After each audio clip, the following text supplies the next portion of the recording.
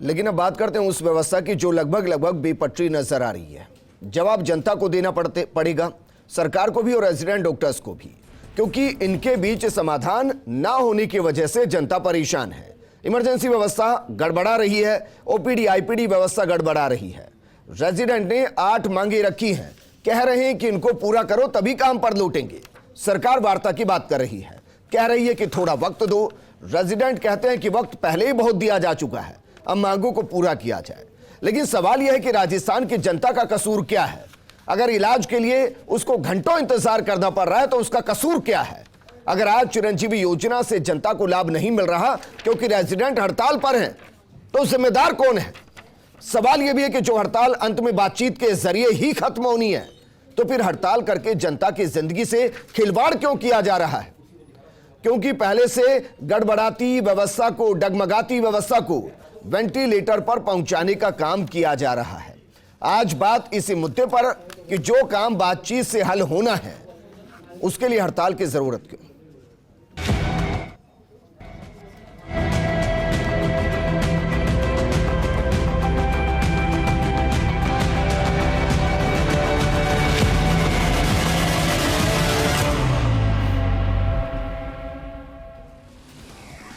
सवाल यह भी है कि मांगे रेजिडेंट की है, मानी सरकार को है, लेकिन इसके बीच में जनता पिस रही है। वो इलाज के लिए तरस रही है, समाधान जरूरी है और अंत में समाधान होगा भी। सरकार और रेजिडेंट के बीच बातचीत भी होगी, समझौता भी होगा और रेजिडेंट वापस काम पर लौटेंगे भी। लेकिन सवाल यह है कि कितने दिनों के बाद? सवाल यह है कि हड़ताल के जितने भी दिन होंगे, प्रदेश की जनता से कौन माफी मांगेगा जिसको परेशानी हो रही है? और जवाब कौन देगा कि दोनों के बीच बने गतिरोध की वजह से जो व्यवस्था बेपटरी हुई है, उसके लिए जिम्मेदार कौन है? इस मुद्दे पर बात करने के लिए हमारे साथ मौजूद हैं कांग्रेस प्रवक्ता आर तिवारी जी, बीजेपी प्रवक्ता सुरेश गर्ग जी। हमने रेजिडेंट डॉक्टर के प्रतिनिधि को भी बुलाया था, लेकिन वो आए नहीं। सवाल अब यह खड़ा होता है कि वो बातचीत को तैयार नहीं तो समाधान होगा कैसे? लेकिन जिम्मेदारी आर तिवारी जी, कांग्रेस की बनती है, सरकार की बनती है। जरा बताइए, जनता जो आज घंटों इंतजार कर रही है, इमरजेंसी में इंतजार कर रही है, ओपीडी में इंतजार कर रही है, आईपीडी में इंतजार कर रही है, उनका कसूर क्या है और इस पूरी व्यवस्था के लिए जिम्मेदार कौन है? देखो विजेंद्र, सबसे पहले तो मैं इन धरती के देवताओं को प्रणाम करता हूं और निवेदन कर रहा हूं कि ओमिक्रॉन का जयपुर की धरती पर प्रवेश हो चुका है। आज राजस्थान के 7 करोड़ आदमी परेशान इसलिए कि उनको लग रहा है कि ओपीडी नहीं चल रही है, आईपीडी नहीं चल रही है। डॉक्टरों को जब एमबीबीएस की डिग्री मिलती है तो उनको मानव की सेवा का उनको शपथ लेनी पड़ती है। कोई पेशा नहीं है कमाने का। राजस्थान में उन्होंने जो समय उन्होंने चुना है हड़ताल करने का, ये गलत समय चुना है। सारी मांग तो केंद्र सरकार से संबंधित। आर तिवारी जी, गलत समय क्यों है? उनको लग रहा था दबाव में आ जाएगी सरकार, चूंकि 2 कोरोना काल में धरती के डॉक्टरों ने जब मंदिर, मस्जिद, गुरुद्वारा और चर्च बंद थे, जनता ने अगर देखा तो भगवान इनमें देखा। और मैं सराहना भी करता हूं राजस्थान के रेजिडेंट डॉक्टरों की कि इन्होंने लाखों लोगों की सेवा करी अपनी जान की परवाह किए बिना। लेकिन जब राजस्थान में ओमिक्रॉन प्रवेश कर चुका है, सरकार को दबाव में लाना है। फिर मैं कह रहा हूं, लेकिन सरकारी माने ओमिक्रॉन तो खतरा ही नहीं है। आपके मंत्री कह रहे हैं कि पुराने वायरस को खत्म करने के लिए ओमिक्रॉन आया है। सवाल ये नहीं कि आदमी को ये तो डर लग रहा है कि मैं कहीं संक्रमित नहीं हो जाऊं। फिर मैं कह रहा हूं कि भारत सरकार से संबंधित जो बात है वो राजस्थान की सरकार पर थोपना चाहते हैं। आप ही बताइए कौन सी संबंधित है, क्योंकि मैं जो पर्चा लेकर बैठा हूं उसमें 8 में से 6 मांगे तो ऐसी है जो सीधी सरकार से जुड़ी है प्रदेश की। 2 दिसंबर को राजस्थान के स्वास्थ्य मंत्री प्रसादी लाल जी मीणा को अपना एक ज्ञापन सौंपा जी। सराहना की उन्होंने शुरू में कि राजस्थान वो सरकार है जहां 1100 जूनियर रेजिडेंट डॉक्टरों को हमने भर्ती करने का हमने आदेश निकाला। लेकिन भारत सरकार चूंकि नीट की, पीजी की कोई काउंसलिंग नहीं कर पा रही है जी। 1100 नए डॉक्टर भर्ती करने का राजस्थान सरकार का आदेश है, लेकिन भारत सरकार ने उसको लंबित कर रखा है। बिना काउंसलिंग के हम उन डॉक्टरों को नौकरी नहीं दे सकते। ये मांग सीधी सुप्रीम कोर्ट में लंबित है और राजस्थान की सरकार को, राजस्थान के करोड़ लोगों को ये ब्लैकमेलिंग करना चाहते हैं। मैं फिर निवेदन कर रहा हूं। इनकी एक दूसरी मांग आप है। एक तरफ तो इनको धरती के देवता कह रहे हैं, दूसरी तरफ आप इनको ब्लैकमेलर कह रहे हैं सर। तो ब्लैकमेलर से बातचीत करेंगे आप? मतलब है कि इस दबाव में क्यों लाना चाहते हैं? इनकी एक मांग और सुन लो आप। ये कहते हैं कि भामाशाह योजना से संबंधित जो वर्णन हमारे ऊपर आ गया है जी, भामाशाह योजना अच्छा, में वो तो अब चिरंजीवी है सर, वो चिरंजीवी है, इलाज हो रहा है। आर तिवारी जी वो चिरंजीवी है, अब चिरंजीवी भी है। इन्होंने दोनों बातें लिखी है कि चिरंजीवी योजना जो मुख्यमंत्री जी का एक स्वप्न है, उसको भी नहीं करना चाहते हैं। तो जब जनता की सेवा नहीं करना चाहते हैं, मनमानी मांगे रखना चाहते हैं, फिर भी राजस्थान के जननायक अशोक गहलोत की सरकार चलो ये इनकी भावना के साथ जुड़ी हुई है। आर तिवारी जी, मैं ये तो मानकर चलूं ना, आप जो कह रहे हैं वो कांग्रेस का वक्तव्य है, मानकर चलूं, इतना तो मान सकता हूं। क्या आप ये कह रहे हैं कि जो मांगे कर रहे हैं वो सारी मनमानी मांगे हैं, अरे ब्लैकमेल कर रहे हैं सरकार को। सेवा से जुड़ी हुई मांगे हैं, ये उनको नकारना चाहते हैं। जनता की सेवा से वो क्या लिख रहे हैं सर? क्योंकि रेजिडेंट डॉक्टर को हमने बुलाया, वो आए नहीं अपने पक्ष रखने के लिए, इसलिए उनका पक्ष मैं रख रहा हूं। अगर वो होते उनसे सवाल मैं करता। सुनिए सर, वो कह क्या रहे हैं? वो कह रहे हैं कि महोदय, रेजिडेंट चिकित्सकों को अधिकतर समय में चिरंजीवी व भामाशाह योजना से संबंधित कार्य में व्यस्त रखा जाता है, जिसका उनकी पाठ्यक्रम शैक्षणिक गतिविधियों से कोई संबंध नहीं है। शैक्षणिक गतिविधियों से कोई संबंध नहीं है। आगे वो लिखते हैं, चिकित्सकों को उक्त कार्य से पूरी तरह मुक्त किया जाए ताकि वो पीड़ित मरीजों के इलाज हेतु और ज्यादा समय दे सके। वो भाग नहीं रहे हैं, वो कह रहे हैं कि हमारा शैक्षणिक गतिविधियों से कोई लेना देना ही नहीं, इस योजना का कनेक्ट क्यों कर दिया गया? गरीब की सेवा करने का संकल्प लेके आए और फिर मैं कह रहा हूं वो बिना बातचीत के ये बातें दूर नहीं होंगी। कल रात को भी अधिकारी वर्ग उनसे लगातार संपर्क में थे, लेकिन वो हठधर्मी पे है कि हमारी मांगे तुरंत पूरी होनी चाहिए। राज्य सरकार आज भी संवेदनशील है। बात बताइए आर तिवारी जी, क्योंकि मेरे साथ सुरेश गर्ग जी हैं, लेकिन फिर भी मैं आपसे एक और सवाल कर रहा हूं। मुझे बताइए, जब वो काली पट्टी बांध रहे थे तब ध्यान नहीं आया? जब वो बार बार ज्ञापन दे रहे थे ध्यान नहीं आया? जब उन्होंने इमरजेंसी सेवाओं को ठप कर दिया और जब लगा कि चिकित्सा व्यवस्थाएं बेपटरी हो रही हैं, तब वार्ता के लिए बुलाया गया? राजस्थान पहले ये क्यों नहीं किया गया? चिकित्सा मंत्री अभी 10 दिन पहले नए चिकित्सा मंत्री बने राजस्थान में, उनको आपने 2 दिसंबर को पहली बार अप्रोच किया रेजिडेंट डॉक्टरों ने। 2 दिसंबर को हमारे चिकित्सा मंत्री राजस्थान के प्रसादी लाल जी मीणा ने पूरा संवेदनशीलता के साथ में भारत सरकार को चिट्ठी लिखते हैं कि नीट पीजी काउंसलिंग जल्दी करवाई जाए ताकि इन डॉक्टरों के ऊपर एक और बर्डन, ये कह रहे हैं कि हमारे ऊपर, जबकि मैं आपको कह रहा हूं कि रेजिडेंट डॉक्टर ने इसके लिए धन्यवाद दिया है। जो आप कह रहे हैं इसके लिए धन्यवाद दिया कि राज्य चिकित्सा मंत्री ने बाकायदा केंद्रीय चिकित्सा मंत्री को पत्र लिखा है। उसके बाद की 7 मांगों पर आएंगे सर, इन पर सहमति कब बनेगी? मूल बात विजेंद्र यही है, इनको डॉक्टरों को लग रहा हम पर काम का बोझ डाला हुआ है। उस बोझ को कम करने के लिए जननायक अशोक गहलोत जी की सरकार ने लगभग 1100 जूनियर रेजिडेंट डॉक्टरों की भर्ती का विज्ञापन दिया है। अब बिना पीजी के, बिना काउंसलिंग के हो नहीं सकता। मुझे लग रहा है कि आप सर अलग अलग चल रहे हैं, क्योंकि वो है नहीं। मैं बार बार कह रहा हूं, हमने रेजिडेंट डॉक्टर्स को बुलाया, अगर वो होते तो ज्यादा बेहतर होता, लेकिन उन्होंने मीडिया में इस डिबेट को बायकॉट किया है। मैं उनका पक्ष रख रहा हूं। वो क्या लिख रहे हैं सुनिए सर। झालावाड़ मेडिकल कॉलेज में 2019 बैच की फीस विसंगति संबंधी मामला लंबे वक्त से चल रहा था, जिसके संबंध में विभिन्न स्तरों पर झालावाड़ आरडीए द्वारा पत्र व्यवहार भी किया गया। इसके अंतर्गत 2019 बैच की फीस कम होने के आदेश निकालकर 1 साल के बाद रेजिडेंट चिकित्सकों के 5 गुना तक फीस देने के लिए बाध्य किया जा रहा है। कौन जिम्मेदार है सर इसके लिए?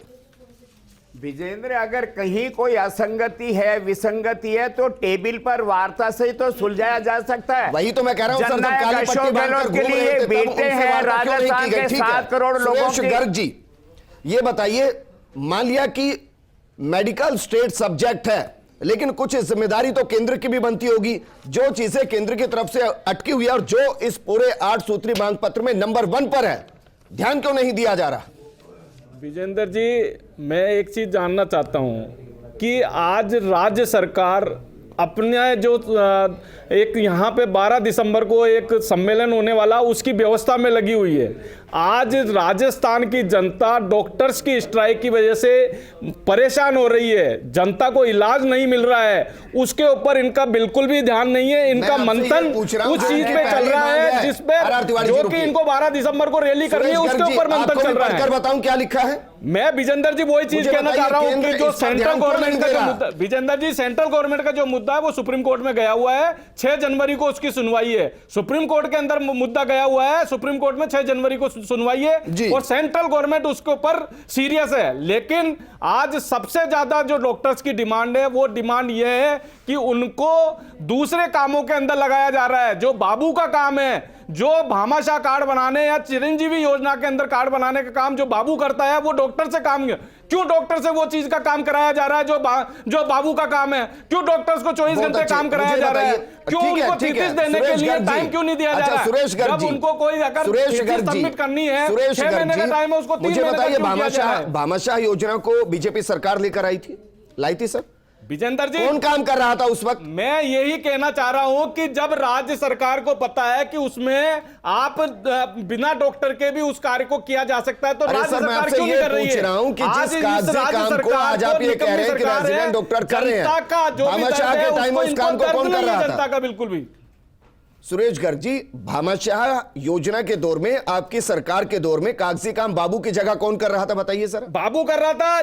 देखिए, मैं रेजिडेंट डॉक्टर उस वक्त इस काम को नहीं कर रहे थे। हमारे टाइम पे डॉक्टर्स की ये डिमांड नहीं थी। आज मैं ये कह रहा हूं उस टाइम के रेजिडेंट डॉक्टर ये काम नहीं कर रहे थे। डॉक्टर्स ने डिमांड की है कि साहब हमसे दूसरा काम कराया जा रहा है। जो आज मुख्य काम एक डॉक्टर का है, जनता की सेवा करना, डॉक्टर मरीजों का इलाज करना, उसकी जगह दूसरा काम कराया जा रहा है। तो ये क्या निष्क्रियता नहीं है क्या? आप जनता को बेवकूफ बना रहे हैं। आज जनता परेशान हो रही है, ओपीडी के अंदर लाइन लगी हुई है। जब डॉक्टर्स ने काली पट्टी बांधी थी तब इनको क्यों नहीं पता चला? आज क्यों इनको पता चल रहा है कि आज ओपीडी बंद हो गई, तब जाकर इनको असर क्यों हो रहा है? तो आपको जब टाइम पे डॉक्टर्स का समाधान करना चाहिए। डॉक्टर नीट पीजी की काउंसिल के लिए हड़ताल कर रहे हैं और राजस्थान में चूंकि डॉक्टर अगर डॉक्टर स्ट्राइक कर रहे हैं तो राज्य सरकार से डिमांड कर रहे हैं ना, राज्य सरकार से डिमांड कर रहे हैं तिवारी जी कि हमारी ये समस्या है, केंद्र सरकार की समस्या नहीं है। अरे सर छोड़िए, कहां 25 एमएलए और कहां 25 सांसदों की तरफ चले गए? रुकिए जरा, सुरेश गर्ग जी रुकिए। आर तिवारी जी, मैं बार बार कह रहा हूं हमने रेजिडेंट डॉक्टर को बुलाया, आए नहीं। उनकी मांग को मैं रख रहा हूं, जरा बताइए इसमें कौन जिम्मेदार है? दूसरे नंबर की मांग है सर, सुन लीजिएगा। वो लिख रहे हैं कि प्रथम वर्ष के रेजिडेंट चिकित्सक ना होने और कोविड महामारी में अत्यधिक कार्यभार होने के कारण चिकित्सकों की शैक्षणिक गतिविधियां अत्यधिक प्रभावित हुई है। इसलिए एडमिशन बैच 19-20 को पेपर प्रेजेंटेशन, पोस्टर व थीसिस संबंधी कार्य में रियायत प्रदान की जाए। ये राज्य सरकार नहीं कर पा रही। विजेंद्र, फिर मैं कह रहा हूं, हम स्वीकार कर रहे हैं कि रेजिडेंट डॉक्टर पर काम का बोझ अतिरिक्त पड़ गया। वो इसके लिए अतिरिक्त 3 महीने मांग रहे हैं, उसमें क्या दिक्कत है? जब आपको ये महसूस हो रहा है कि उनके पास काम का बर्डन है तो फिर उनका समाधान करिए ना, उनका समाधान करिए ना। आप क्यों उनको स्ट्राइक पे जाना पड़ रहा है मजबूरी में? जब उनकी डिमांड ये है कि भाई उनको टाइम दिया जाए थीसिस सबमिट करने का, तो क्यों नहीं दे रहे हो आप? जब उनको अगर उनकी डिमांड है तो उसकी पूर्ति क्यों नहीं कर रहे हो? आर तिवारी जी, मैं बार बार ये कह रहा हूं, इनमें से 5 से 6 मांगे ऐसी हैं जो राज्य सरकार से संबंधित हैं। सर गंभीरता को समझिए, मरीज घंटों लाइन में लगे हुए हैं, उनको कम से कम इतना तो आश्वस्त कीजिए कि आइए चलिए बैठकर बात कीजिए, समाधान करते हैं। आप इतना भी नहीं मना पा रहे हैं। अधिकारियों से सीधे संपर्क में, मीणा साहब सीधे संपर्क में, और आज देर रात तक कहीं ना कहीं सकारात्मक बातचीत का द्वार खोल करके इनकी मांगों पर सहानुभूति पूर्वक बुलाया ही नहीं है। डॉक्टर्स तो ये बोल रहे हैं साहब हमको बुलाया ही नहीं है, संज्ञान में क्यों जबरदस्ती जनता को बेवकूफ बना रहे हो? डॉक्टर से बोल रहे हैं हमें बुलाया। जननायक जी जननायक हो गए जब जनता परेशान हो रही है। आज राजस्थान की जनता भ्रष्टाचार में परेशान हो रही है, आए दिन यहाँ पे लोग ट्रैप होते जा रहे हैं। आज राजस्थान की जनता को क्या हो रहा है? रुकिए सर, सुरेश गर्ग जी, सर आज बड़ा अच्छा लग रहा है कि विपक्ष बड़ी जोर जोर से चिल्ला रही है। मुझे बताइए कि जब काली पट्टी बांधकर घूम रहे थे, जब अपनी मांगों के लिए सरकार को लगातार ज्ञापन दे रहे थे, बतौर विपक्ष आपने मुद्दा क्यों नहीं उठाया कि हमारे राजस्थान का रेजिडेंट परेशान चल रहा है, उनकी मांगों को उठाया जाए? निश्चित रूप से मुद्दा उठाया था, लेकिन ये सोती हुई आप मुझे बताइए सर, कौन सी तारीख को किसने क्या किया है, बताइए सर। सरकार है वो सुन कहा नहीं है। अरे सर, मैं पूछ रहा हूं ना आपसे, 12 दिसंबर की उसमें भी हो रहे हैं अपनी आप जमानत सुरेश गर्ग जी, मुझे बताइए सुरेश गर्ग जी, रेजिडेंट के साथ किसने आकर खड़ा होकर कंधे से कंधे मिलाकर उनका साथ दिया? सर नाम बताइए। इतने दिनों से जब काली पट्टी बांध के स्ट्राइक कर रहे थे, क्यों नहीं सुनवाई हो रही थी इनकी? व्यवधान डालना चाहते हैं राजस्थान की जननायक सरकार अशोक गहलोत जी के नेतृत्व में। समस्या सुनिए ना उनकी, डॉक्टर्स की हम बातचीत करेंगे। परेशान हो रहे हैं, आज भी जनता डॉक्टर्स की स्ट्राइक होने की वजह से जनता परेशान हो रही है, जनता को इलाज नहीं मिल रहा है, जनता की ठोकरें खा रहे हैं। मेरे पास वक्त की कमी है, ठीक है सर, रुक जाइए। ये अंतहीन बहस नहीं है सर, ये सिर्फ 8 मांगों की बहस है, अंतहीन नहीं है जिसको आप कहीं के कहीं घुमाएंगे। आर तिवारी जी, टेबल पर बात होना है सर, सुनिए, टेबल पर ही बात होनी है, आमने सामने बैठकर ही बात होनी है। बुला लीजिए सर, खत्म कराइए तो दो। कल रात को 8 बजे का अल्टीमेटम था, आज तो दिन के 5 बजे हैं।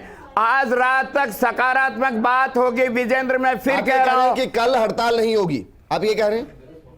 जब तक अगर ये हठधर्मी रखेंगे तो 8 मांगों में 8 मांगे हो जाए, ऐसा संभव नहीं है। बेरोजगार प्रियंका जी के पास में धरना के लिए जाना पड़ा, जीवन के प्रियंका जी के यहाँ लखनऊ में धरने पे जाना पड़ा, तब जाके सुनवाई हुई है। जब जाके इनकी सुनवाई हुई है, आप बताइए कि राजस्थान में बेरोजगार लखनऊ में प्रियंका जी के घर के सामने प्रदर्शन कर रहा है, तब जाके इनको नींद इनकी खुली है कि किस तरह से राजस्थान की जनता परेशान हो रही है। जननायक तो भाई जननायक, आप अगर जननायक की बात, आप जब जननायक की बात कर रहे हैं तो क्यों नहीं उनकी मांगे मानी गई थी? किसानों के मामले में क्यों नहीं उनकी मांगे मानी गई थी? एक लाइन में मुझे बताइए, क्योंकि ये सर पार्टी का मुद्दा नहीं है, ये प्रदेश का मुद्दा है सर।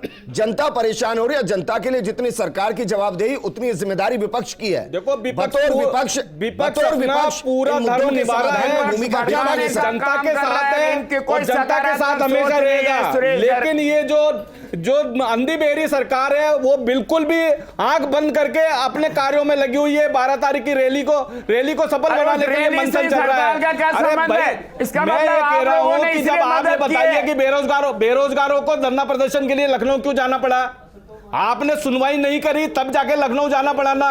क्यों उनको लखनऊ जाना पड़ा? राजस्थान की समस्या राजस्थान में भी लगातार बातचीत का दौर चला है। डॉक्टर की समस्या मेरा उत्तर प्रदेश की जनता है जो इलाज के लिए तरस रही है।